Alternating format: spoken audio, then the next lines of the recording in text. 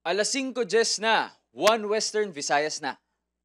Alas 5:10 na, One Western Visayas na.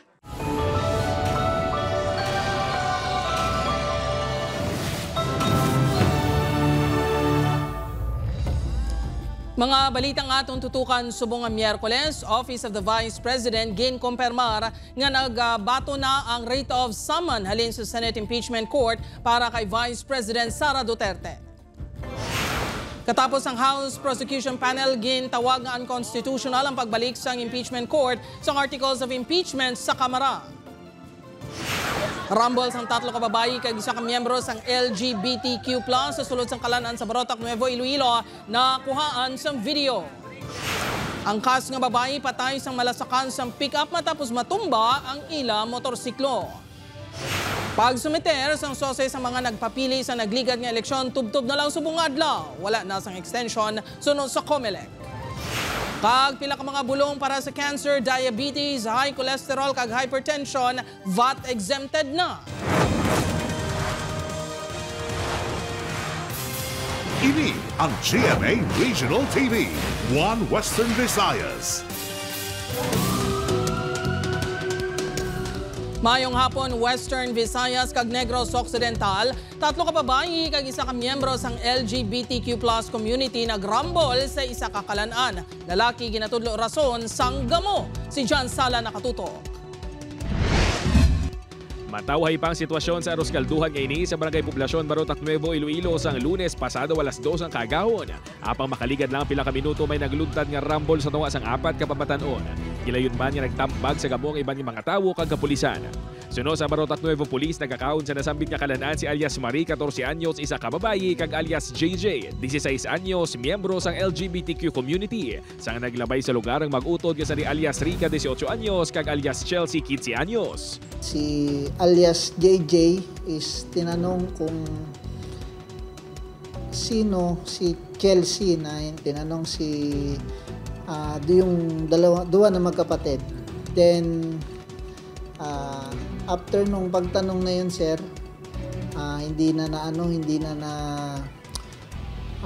elaborate, nagkainitan na kagad sila kasi parang sabi ng kay alias JJ, parang pabalang ang sagot. Apang hindi ilang gali sa pagpamangkot ni alias JJ kanday alias Chelsea kag alias Rica, nag-ugat ang gamo. Bangod may mas madalong pangagut-gut si alias Marie kay alias Chelsea. May isa ka laki na involved na parang pinag-aawayan nung si alias Marie at si alias Chelsea.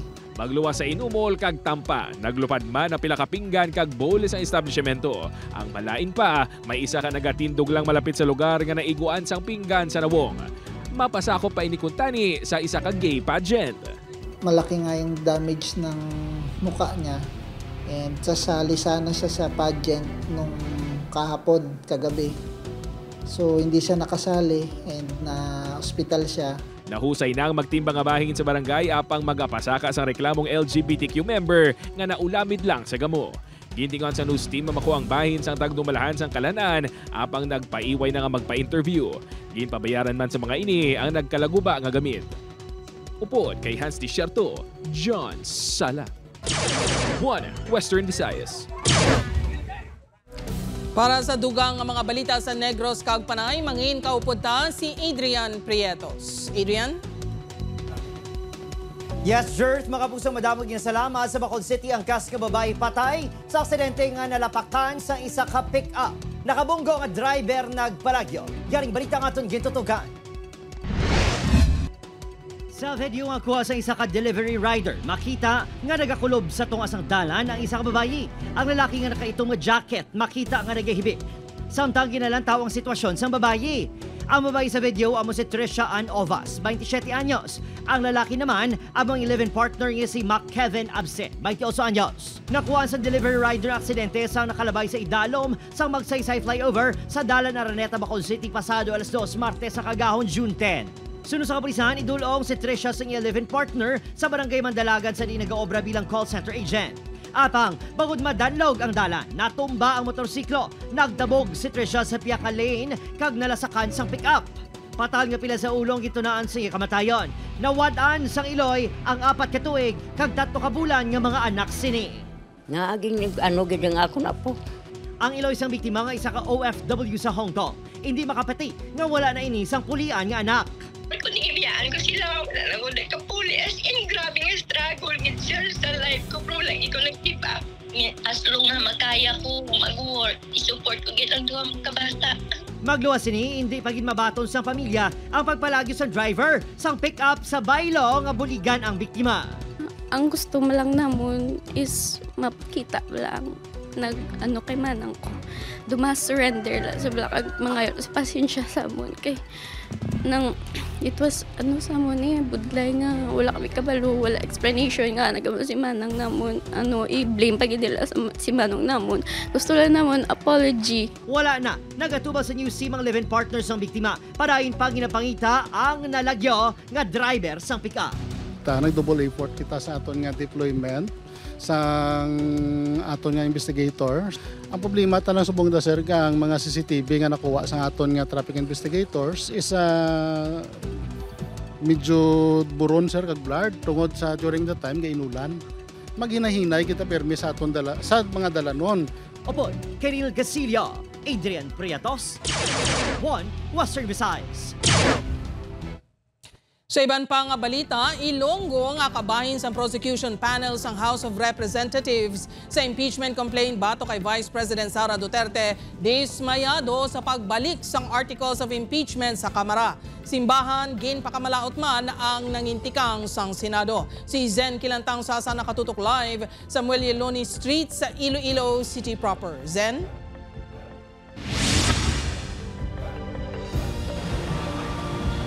Jerk nagpabutyag sang nagkalain-lain nga reaksyon ang pumuluyo kasunod sang pagpabalik sang Senado sang impeachment case ni Vice President Sara Duterte sa Kamara. Unconstitutional ang pagbalik sang Senado sa impeachment complaint bato kay Vice President Sara Duterte sa Kamara de Representantes. Ini ang opinyon ni Iloilo 3rd District Representative Lawrence Defensor nga isa sa mga gindesignar nga House Prosecutor. To remand is not an option in an impeachment trial.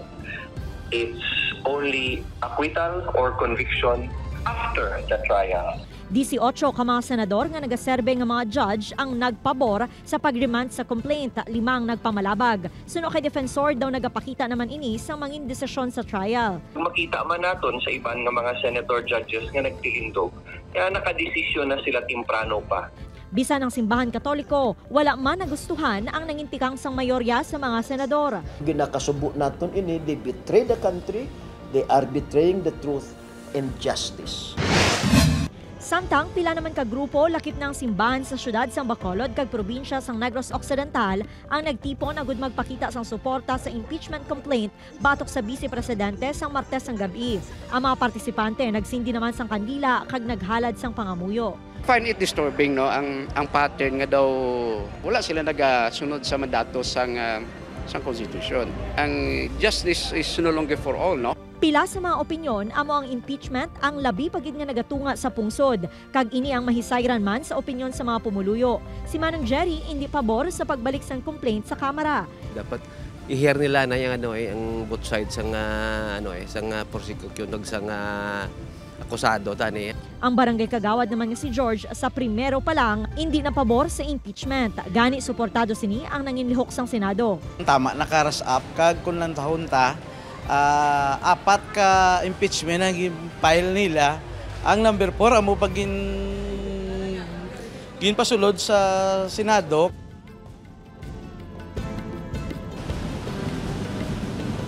Jerk ginbalibara naman sang House Prosecution Team nga batunon ang articles of impeachment batok kay Vice President Sara Duterte.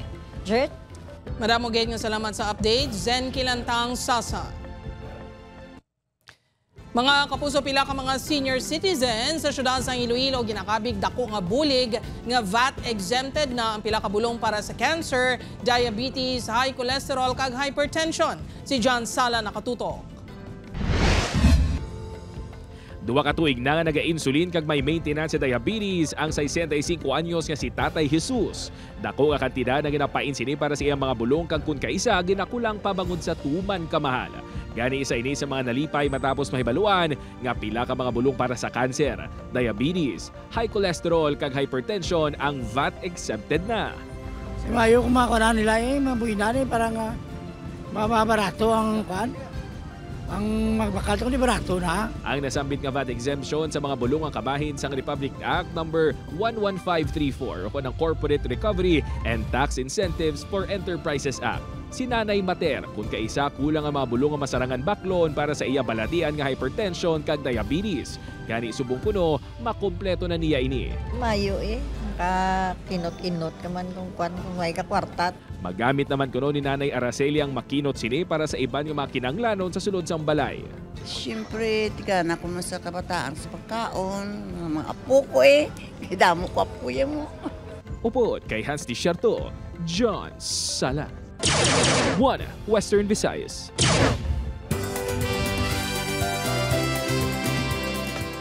O kita-kits mga kapuso, buwas na magabisita sa Silay City sa Negros Occidental ang ating kapuso stars hagod makiselebrate sa Kansilay Festival 2025.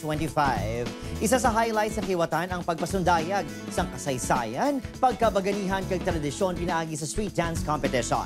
Pagkatapos, diretso na kamutanan sa public plaza covered court para sa ating Grand Kapuso Fiesta.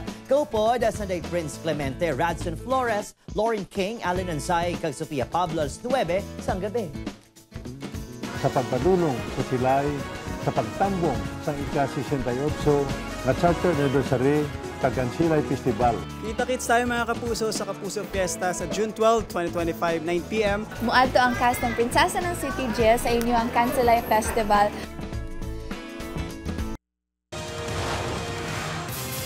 Ini ang GMA Regional TV, 1 Western Visayas. Mga kapuso probinsya sang Iloilo may pinakamadamo nga na-record nga kaso sang HIV sa Western Visayas sa first quarter sang 2025. Si Zen Kilantang Sasa nakatuto. Base sa datos ng Department of Health 257 ang nalista nga kaso sang Human Immunodeficiency Virus o kun HIV sa Western Visayas sa first quarter sa 2025.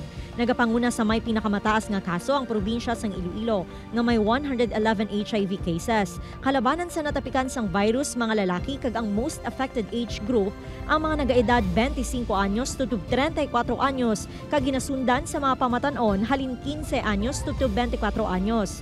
Isa sa nagapanguna nga rason nga nagakalatnan sang HIV among males having sex with males. Suno sa Iloilo Provincial Health Office, 296 ang mga individual nga natapikan sang HIV sang tinalikdan nga 2024, 52 diri ang ginbawian sang kabuhi. Doble ang panikasugsubong sang Iloilo Provincial Government sa ilang mga programa agod maphagan-hagan ang kaso sang HIV. Padayon ang pagcapacitate sa aton mga health workers kag health facilities sa RHO kag mga district hospitals para nga maka-provide sa HIV services sa pag-prevent, diagnose kag manage ang HIV para nga mapapos ang access sa aton nga komunidad. Si Abby nga isa ka LGBT member, aminado nga regular nga nagapa-HIV test agod maproteksyonan ang iya kaugalingon, ilabi na nga may mga karelasyon man ini sadto. Ginaganyat siya mga kaupdanan nga LGBT nga hindi magkahadlok na hibaloon ng HIV status. Taguon nila mas delikado, hindi kita kasiguro mas maglala pa o maka-spread out pagid sa mga iban pagid nga komplikado nga mga masakit. Ginpanugyan na naman sang health authorities ang publiko nga mag-practice sang safe sex agud makalikaw sa risgo sang HIV transmission. Upod kay Cirilo Randuque, Zan Kilantang Sasa, 1 Western Visayas.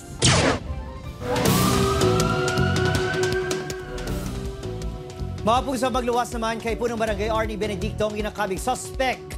3 pa ka persons of interest ang ginatutukan subong sa Negros Occidental Police Provincial Office na nagluntad kapag pangtiro sa bahin sa barangay Mambulak Silay City sa May 12 adlaw mismo sang eleksyon niya ginkapatay sa 2 ka biktima kag pagkasamad sang 7 ka iban pa. Wala pa gin detalye sa kapulisan ang nanging basehan sa pagkabig sa 3 bilang persons of interest sa kaso.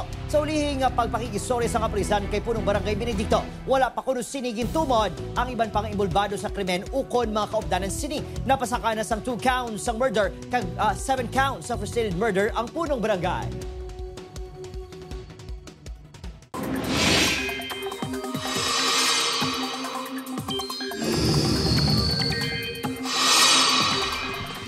Mga kapuso, nagbaskog pa kag nanging tropical storm ang bagyo nga yara sa Guasang Philippine Area of Responsibility. Ulihi ini nga nasiplatan sa kalayoon nga 655 kilometers na katungdan sang Iba, Zambales kag paaminhan ang direksyon sa kada sigon nga 20 kilometers per hour. Padayon nga pabaskogon sini ang hangin habagat nga magadala sang maulanon nga tiyempo ilabi na sa nakatungdan nga bahin sa pungsod. Samtang may isa pa kapanibag-o nga low pressure area nga yara sa sulod sang PAR sa nasidlangan sang Quezon Province. Sa subong suno sa pag-asa, manubo pa ang tsansa sini nga mangin bagyo apang padayon nga ginamonitor. Base sa datos ng Metro Weather, may mga pag-ulan sa Western Visayas kag Negros Island Region. May mabaskog nga ulan sa pila ka lugar gani mangin alerto sa posibilidad sang baha o kon landslide. Dugang pondo para sa pesticide kontra peste sa matalamnan sang tubo sa Negros Occidental. Ginapreparar na, agud matap na ang paglaptap pa. Yaring brita nga atong gintutugan.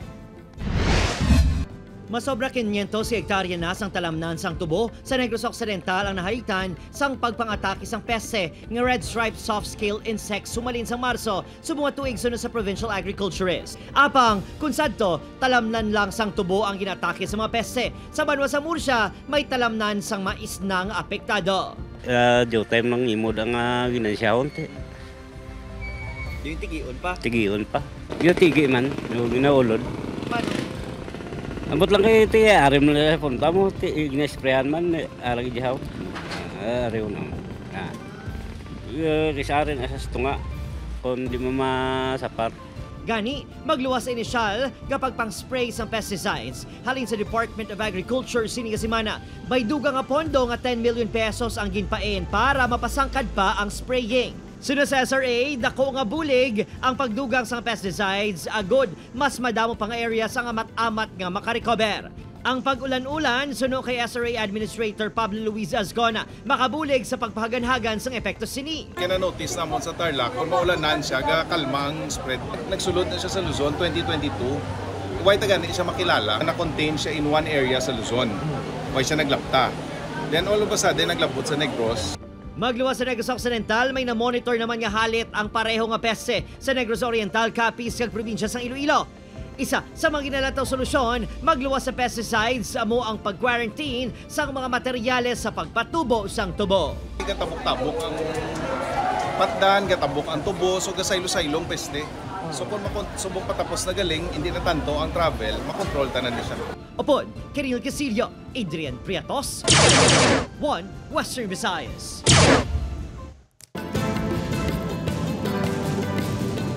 Mga kapuso, community quarantine ka mga border restrictions hindi kinahanglan ni patuman para matap na ang paglaptas ng MPOX suno sa isa ka health expert. Si John Sala nakatutok.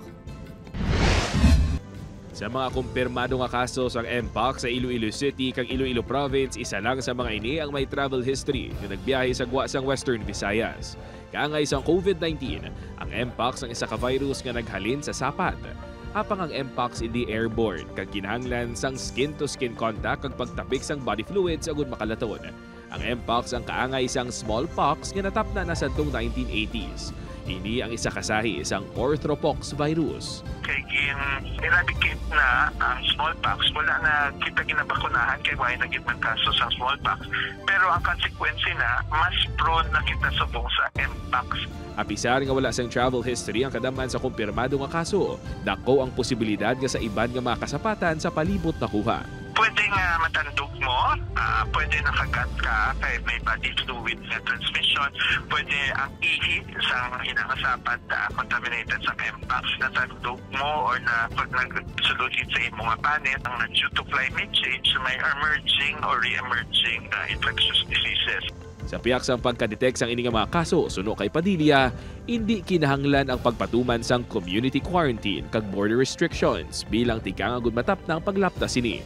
Ang transmission niya sa MPOX, kinalan mas direct siya, mas may skin-to-skin contact, kag may body fluid contamination. May araman nga kaso nga kung nag-asing or nag-ubo, pwede nga matransmit, pero dapat taman yung kalapit. Suno sa DOH, mahimo makalato ng MPOX paagi sa skin-to-skin contact, paghalok, pagpakighilawas, kag pagpakig-istorya sang tuman kalapit, pagtandog sa mga kontaminado nga tela o pagkabutang, sa madtugas ang dagom, nagikan sa iloy padulong sa lapsag pinagi sa pagbusong, kag pag-uyat sa kontaminado nga kasapatan. Isa sa mga tika nga sarang mahimo agad makalikaw sa balatian, amo ang masami nga paghugas ang kamot gamit ang habon. Magluwas sa paghugas ang kamot, dako man nga bulig ang paggamit sa mga disinfectant, kaangay isang rubbing alcohol. Upod kay Hans Desierto, John Sala. 1 Western Visayas. Ini ang GMA Regional TV, 1 Western Visayas. Mga kapuso, subong adlaw na ang deadline sa Statement of Contributions and Expenditures o KONSOSE sa mga nagpapili sa May 12, 2025 national and local elections. Sunod sa Commission on Elections, daugman o kung perde, may ara na lang tubtob alas 5 subong nga hapon agud magpasa sang SOSE. Nabutang sa SOSE ang tanan ng mga financial o kon in-kind transactions kag contributions nga gingamit sa isa ka political aspirant sa iyang pagpadalagan. Santo sa layi ang winning kag non-winning candidate nga hindi makapasa sang SOSE magabayad sang administrative fine nga nagadepende sa ginpadalaganan nga posisyon. Samtang hindi makapangalagad ang nagdaog nga kandidato nga napaslawan nga makafile sang SOSE. Base sa pagsulundan, dapat 3 pesos lang kada registered voter ang magastos ang nagapadalagan sa pagkasenador, party list, tubtob local positions nga may political party, samtang 5 pesos naman nga ang mga wala sang political party. Sa siyudad ng Iloilo, as of 5 p.m., yara na sa 30 ka mga kandidato sang eleksyon 2025 ang nakapasa sang SOSE. Sa probinsya sang Iloilo naman, naglabot na sa 28. Wala na kita sang extension, no? This will be of course the very last day to submit their sa mga kandidato nato, no, sang ilang mga statement of contribution and expenditures.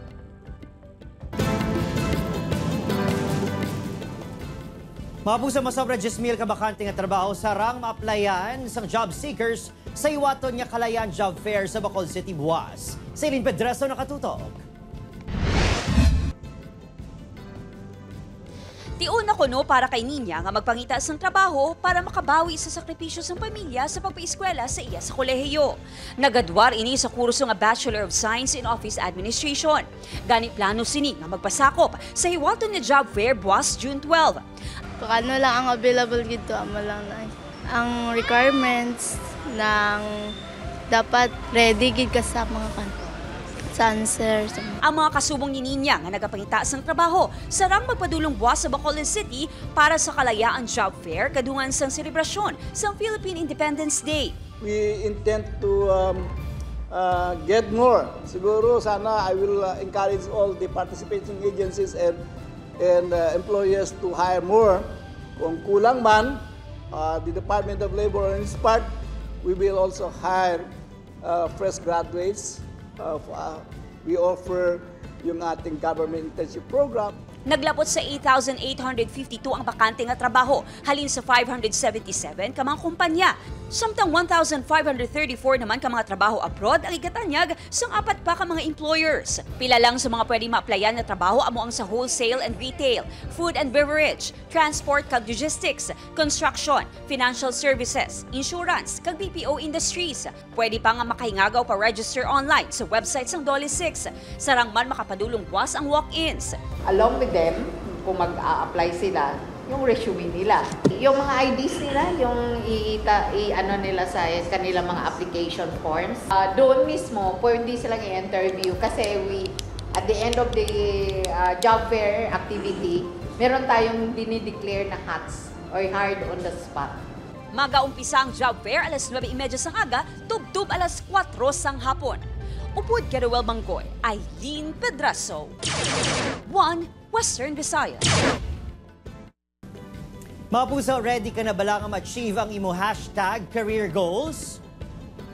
Magulag na kag main kabahin sang leading broadcast network sa Pilipinas. Yari ang mabakante nga posisyon sa GMA Network.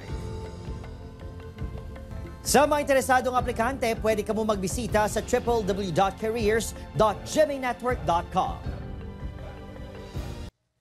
Mga kapuso, nagumpisa na ang proof of purchase promo sa GMA. Ang Kapuso Big Time Panalo Season 3 upo ng mga bag-o nga nagahatag sa Big Time papremyo nga sanday Kuya Kim kag Mikey Quintos. Mga manugbakal kag sari-sari store owners ang pwede magpadala sang entries kag may chance nga magdaog sang temprano nga pamaskwa. Masobra 11 million pesos ang ipanghatag lakip na ang pito ka 1 million pesos para sa maswerte nga bumalakal kag sari-sari store owners sa grand draw.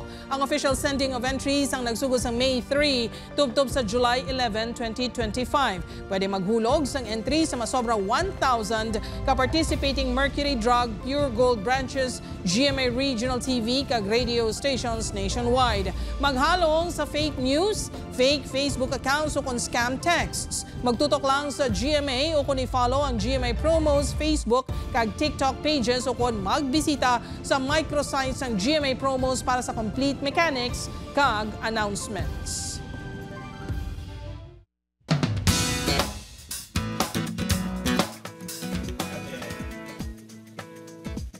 Kapuso all-out support naman ang ginpabatyag sa pila ka Kapuso stars nga nagtambong sa celebrity premiere sang Only We Know sa isa ka mall sa Mandaluyong. Present ang mga bida sa pelikula nga sanday Kapuso Primetime King Dingdong Dantes kag Charo Santos, pati man si Direk Irene Villamor. Araman si Kapuso star Max Collins nga cast member sang pelikula. Spotted sa premiere night ang misis ni Dong nga si Kapuso Primetime Queen Maria Rivera kag Kapuso Drama King Dennis Trillo. Nagtambong man sa Lolong Saruru Madrid upod si Sangre star Bianca Umali, co-star si Bianca sa series. Ang mag-BFF nga sanday Michelle D. kag Rian Ramos. Pati na sanday Sanya Lopez kag National Artist for Film and Broadcast Arts Ricky Lee. Solo flight naman ang Sparkle star nga si Kailin Alcantara.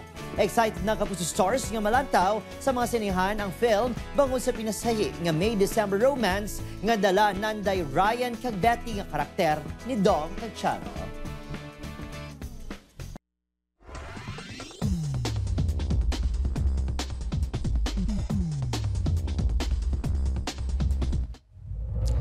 Mga kapuso, ako si Gertrude Charlatan, ini ang One Western Visayas, bugos nga puwersa para sa mas dako nga misyon kag mas masangkad nga pagserbisyo sa pungsod.